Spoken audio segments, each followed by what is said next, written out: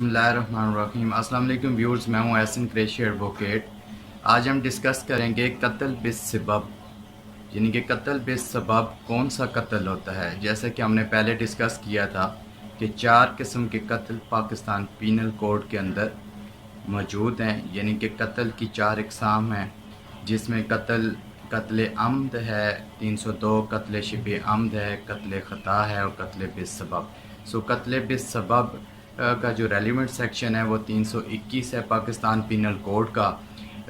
قتل بالسبب وہ قتل ہے جس میں کسی شخص کے قتل کرنے کی نہ نیت ہوتی ہے، نہ اس کو نقصان پہنچانے کی نیت ہوتی ہے، بلکہ اس شخص کا کوئی ایسا غیر قانونی ایکٹ جس کی وجہ سے کسی شخص کی موت واقع ہو جائے، جس میں اس کی نیت اس کو کسی شخص کو نقصان پہنچانے یا جان لینے کی نہ ہو، تو ایسا جو قتل ہے وہ قتل بالسبب کہلاتا ہے۔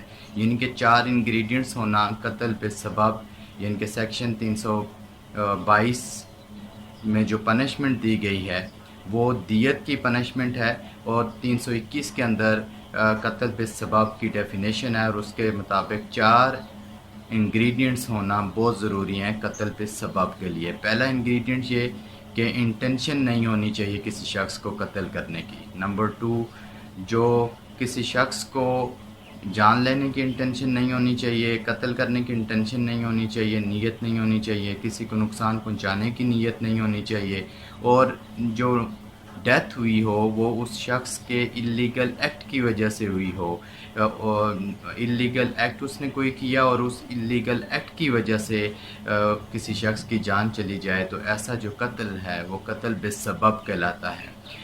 322 کے اندر جو پنشمنٹ ہے وہ دیت ہے۔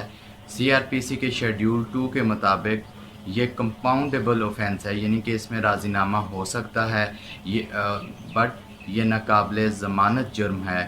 سی آر پی سی کے شیڈیول 2 کے مطابق یہ نان بیلیبل اوفینس ہے۔ قتل بالسبب 321 اور 322 کے اندر اس کی پنشمنٹ کا تذکرہ کیا گیا ہے۔